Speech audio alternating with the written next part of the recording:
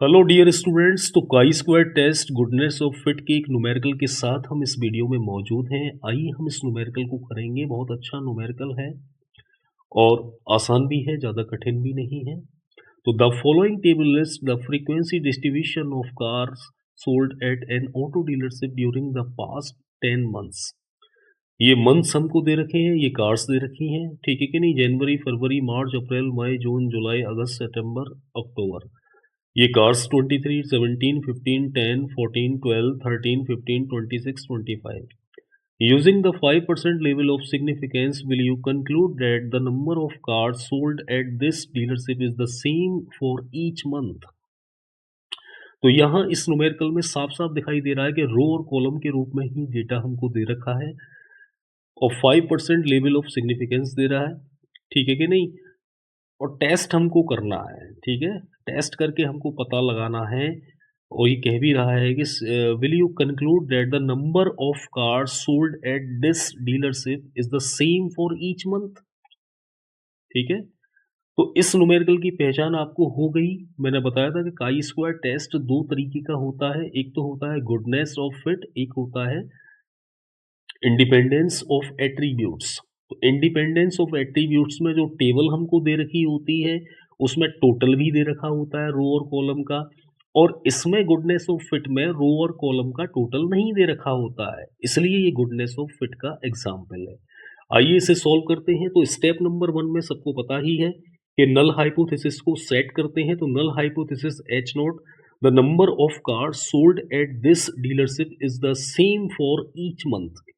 यानी null hypothesis में हमने ये मान लिया है, हम मान लेते हैं इसको कि the number of cars sold at this dealership is same for each month. Step number 2 आता है अल्टरनेटिव हाइपोथेसिस H1 और इसमें इसका जस्ट अपोजिट हो जाता है, यानी the number of cars sold at this dealership is not same for each month.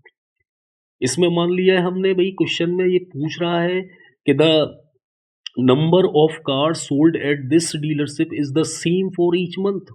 Same है या नहीं है या नहीं। तो हम नल हाइपोथेसिस में ये मान लेते हैं कि है और अल्टरनेटिव में ऐसा नहीं है, ठीक है कि नहीं। स्टेप नंबर 3 आता है test statistics under H naught is given by, और ये टेस्ट स्टेटिस्टिक्स जो होता है वो नल हाइपोथेसिस के अंडर में होता है। फॉर्मूला इसमें भी सेम रहेगा, chi square is equal to summation O minus E का होल स्क्वायर डिवाइड बाई।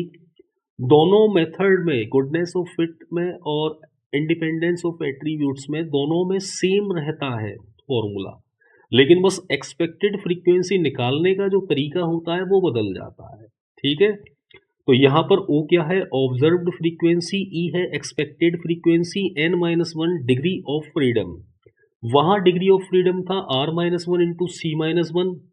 यहाँ सिंपली वही डिग्री ऑफ फ्रीडम है जो हमने पिछले टेस्ट में किया था, ठीक है कि नहीं। n-1 निकल के आएगा।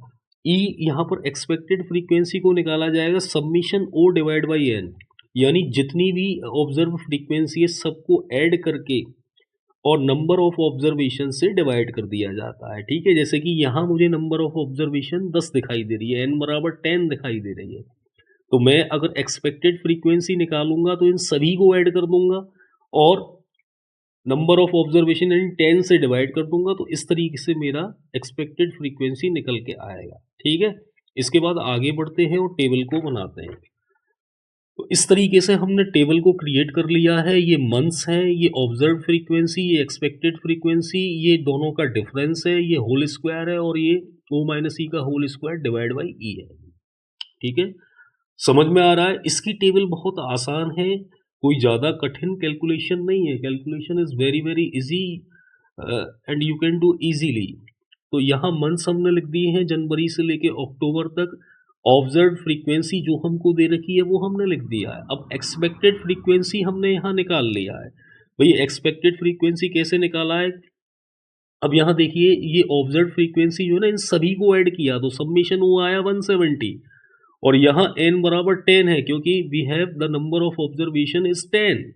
अब 10 का डिवाइड 170 में करेंगे वी विल गेट 17, तो एक्सपेक्टेड फ्रीक्वेंसी 17 ही रहेगी। हर ऑब्जर्वेशन की, हर ऑब्जर्व फ्रीक्वेंसी की सेम ही रहेगी एक्सपेक्टेड फ्रीक्वेंसी। आप देख रहे हैं 17 17 17 आ रही है।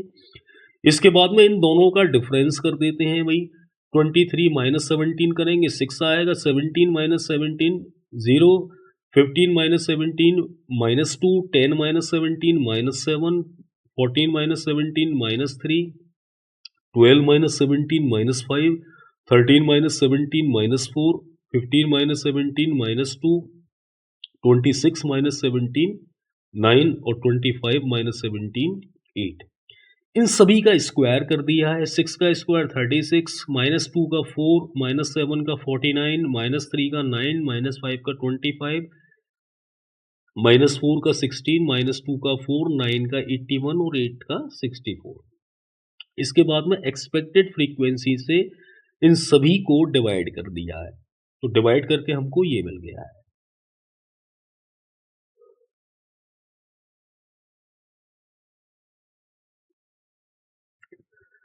भाई हर एक्सपेक्टेड फ्रीक्वेंसी का डिवाइड O माइनस ई का होल स्क्वायर इन सभी से कर दिया है, ठीक है। मैं 17 का 36 में डिवाइड किया है तो 2.118 आ गया, 17 का 0 में किया है 0 आ गया, 17 का 4 में किया 0.235 आ गया, 17 का 49 में किया ये आ गया। इस तरीके से सब में डिवाइड कर करके हमें ये मिल जाती है और इन सभी को ऐड कर देते हैं तो समीशन O माइनस ई का whole square divide by E आएगा 16.94। तो ये जो वैल्यू निकल के आई है काई स्क्वायर, भाई यही तो फॉर्मूला होता है, तो काई स्क्वायर कैलकुलेटेड बराबर समीशन O माइनस ई का whole square divide by E, तो ये आ गया 16.94। यानी जो भी वैल्यू ये निकल के आती है इसको हम बोलते हैं कैलकुलेटेड वैल्यू। तो यहाँ डिग्री ऑफ फ्रीडम कितनी है n-1 यानी 10-1 बराबर 9। इसके बाद में स्टेप नंबर 4 आता है level of significance, alpha is equal to 5% यानी 0.05। भाई 5% को 0.05 भी कह सकते हैं। इसके बाद में स्टेप नंबर 5 आता है क्रिटिकल वैल्यू। क्रिटिकल वैल्यू का मतलब है जो टेबल से जो वैल्यू हमको मिलेगी, हम टेबल को देखेंगे कि 5% लेवल ऑफ सिग्निफिकेंस पे टेबुलेशन वैल्यू क्या है का स्क्वायर की, उसी टेबुलेशन वैल्यू को ही हम क्रिटिकल वैल्यू कह सकते हैं। The tabulated value of test statistics chi square at 5% level of significance and for degree for freedom 9 is chi square calculated बराबर 16.919। यदि टेबल से हम ये वैल्यू देखें तो टेबल में जो वैल्यू निकल के आएगी, उस टेबल में जो वैल्यू निकल के आएगी डिग्री ऑफ फ्रीडम 9 के लिए वो आएगी 16.919, ठीक है। और लास्ट वाला स्टेप तो ये लास्ट वाला स्टेप आता है step number 6 decision oblique conclusion. तो हियर यहाँ कैलकुलेटेड वैल्यू है 16.94, टेबलेटेड वैल्यू है 16.919। तो यहाँ कैलकुलेटेड वैल्यू टेबलेटेड वैल्यू से बड़ी है, इसलिए नल हाइपोथेसिस रिजेक्ट होगी और अल्टरनेटिव हाइपोथेसिस एक्सेप्ट होगी, ठीक है कि नहीं। यही हमारा आंसर निकल के आता है, क्योंकि पूरे ही न्यूमेरिकल में हम यही चेक करते हैं कि नल हाइपोथेसिस एक्सेप्ट हो रही है या रिजेक्ट हो रही है। तो नल हाइपोथेसिस यहाँ रिजेक्ट हो रही है तो इसके जस्ट अपोजिट अल्टरनेटिव हमारी एक्सेप्ट हो जाएगी, ठीक है कि नहीं। उम्मीद करता हूँ कि आपकी समझ में ये सवाल अच्छे से आ गया होगा। यदि आप इसको एक दो बार और देखते हैं वीडियो को तो आपके दिमाग में ये फिट हो जाएगा। अच्छे से आप इस सवाल को तैयार कर लें। अगर कोई भी डिजिट चेंज करके भी कोई न्यूमेरिकल आ जाता है तो आप इसी लॉजिक से इसको करेंगे। खास तौर से इसमें टेबल का ध्यान रखेंगे। टेबल आपको एग्ज़ाम में लेके जानी पड़ेगी और इसके लिए आपको अलाउ कर दिया जाएगा एग्जामिनेशन में। Thank you very much. मिलते हैं नेक्स्ट वीडियो में।